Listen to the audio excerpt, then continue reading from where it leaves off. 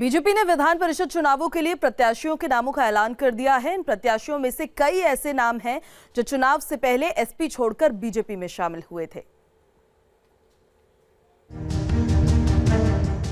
UP विधानसभा चुनाव में जीत के बाद बीजेपी नई सरकार बनाने की कवायद में जुटी है, लेकिन बीजेपी का पूरा फोकस एमएलसी चुनावों में जीत हासिल करने पर है, क्योंकि विधान परिषद में अभी एसपी के पास बहुमत है और विधानसभा के बाद अब बीजेपी विधान परिषद में भी बहुमत जुटाना चाहती है। बीजेपी ने जिन 30 एमएलसी उम्मीदवारों का ऐलान किया है, उनमें से कई ऐसे हैं जो एसपी को छोड़कर बीजेपी में शामिल हुए हैं।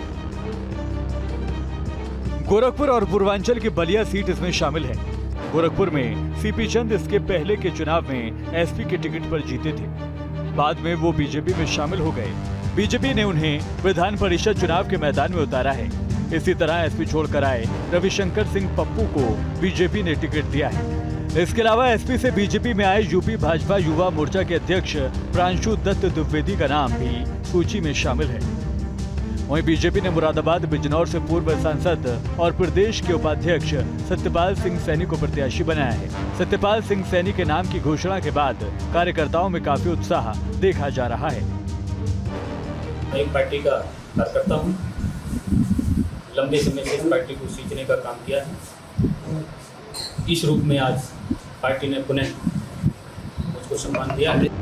इसके अलावा गाजीपुर से विशाल चंचल सिंह को बीजेपी ने प्रत्याशी बनाया है। आदरणीय योगी जी के नेतृत्व में बेहतरीन प्रदर्शन भारतीय जनता पार्टी ने पूरे प्रदेश में किया है और मुझे विश्वास है कि 36 में विधान परिषद की 36 में 36 सीटें भारतीय जनता पार्टी जीतेगी। विधानसभा चुनाव से ऐन वक्त पहले बीजेपी में शामिल हुए नरेंद्र भाटी को बुलंदशहर गौतम बुद्ध नगर से एमएलसी प्रत्याशी घोषित किया गया है। नरेंद्र भाटी वेस्ट यूपी में एसपी के कद्दावर नेता रहे हैं। नरेंद्र भाटी को मुलायम सिंह यादव का करीबी माना जाता है। 2013 में आईएएस दुर्गा शक्ति नागपाल को सस्पेंड कराने के बाद नरेंद्र भाटी चर्चा में आए थे।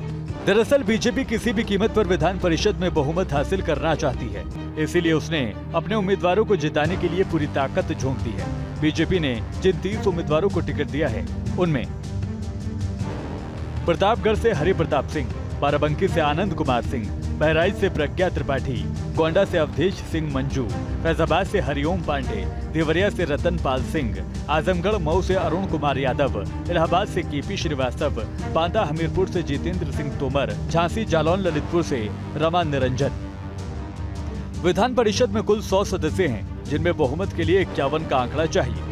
उच्च सदन में 48 सीटों के साथ एसपी बहुमत में है, जबकि बीजेपी के पास 36 सदस्य हैं। ऐसे में बीजेपी के सामने बहुमत हासिल करना एक बड़ी चुनौती है। Team news state.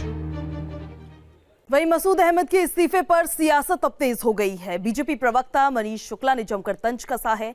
सुनिए जरा क्या कहा है। मसूद अहमद जी, आप दिल्ली से दूध की रखवाली की अपेक्षा करते हैं तो आप गफलत में हैं।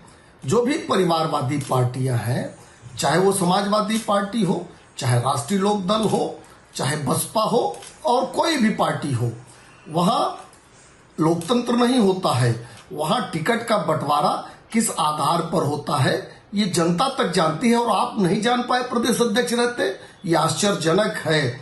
और जो परिवारवादी दल है वो जनता के हित के लिए राजनीति नहीं करते, बल्कि परिवार के हित के लिए राजनीति करते हैं। वहीं अमरोहा के नगर कोतवाली इलाके में डीजे की आवाज कम करने को लेकर दो समुदायों के बीच खूनी संघर्ष, खूनी टकराव देखने को मिला। एक दूसरे पर ईंट और पत्थर फेंकते हुए वीडियो सोशल मीडिया पर वायरल हो रहा है। मामले में पुलिस ने 4 लोगों की पहचान कर ली है और वीडियो के आधार पर बाकी लोगों की पहचान जारी है। डीजे म्यूजिक की आवाज़ को कम करने को लेकर विवाद हुआ था, जिसमें कुछ 2 ईंटें फेंकी गई थी। तत्काल मौके से ही 3 लोगों को अरेस्ट कर लिया गया था, मुकदमा दर्ज किया गया। एक और अरेस्ट करके 4 लोगों को जेल भेज दिया गया। बाकी वीडियो से चेहरे पहचाने जा रहे हैं। तो दूसरी तरफ समाजवादी पार्टी के मुरादाबाद से लोकसभा सांसद डॉक्टर एसटी हसन ने कश्मीर फाइल्स फिल्म पर रोक लगाए जाने की मांग की है। उनका ये मानना है कि ये फिल्म नफरत पैदा कर रही है। कश्मीरी पंडितों पर केंद्रित फिल्म बेशक देश विदेश में दर्शकों के बीच परचम लहरा रही हो, लेकिन समाजवादी पार्टी को इसमें नफरत की बू आ रही है। नफरतों को बढ़ावा देने का काम करती है। उन तमाम चीज़ों को बैन करना चाहिए। हम जब अगर इस फिल्म को अलाउ कर दिया गया तो कल को कोई मुरादाबाद के ऊपर भी बना सकता है, गुजरात पे भी बना सकता है, अहमदाबाद पे भी बना सकता है, भिवंडी और भागलपुर पे भी बन सकती है। तो आखिर ये सिलसिला कब खत्म होगा? हालांकि एसटी हसन ने सरकार से मांग की है कि कश्मीरी पंडितों को हिफाजत के साथ उनके घर पहुंचाया जाए। हमारी ये डिमांड है सरकार से कि कश्मीरी पंडितों को जल्द से जल्द उनका पुनर्वास किया जाए, उनको उनके घरों पे पहुंचाया जाए, सेफली पहुंचाया जाए, उनकी हिफाजत की जाए और ऐसे तमाम फिल्में जो नफरतें परोसती हैं उन पर तुरंत बैन लगाया जाए।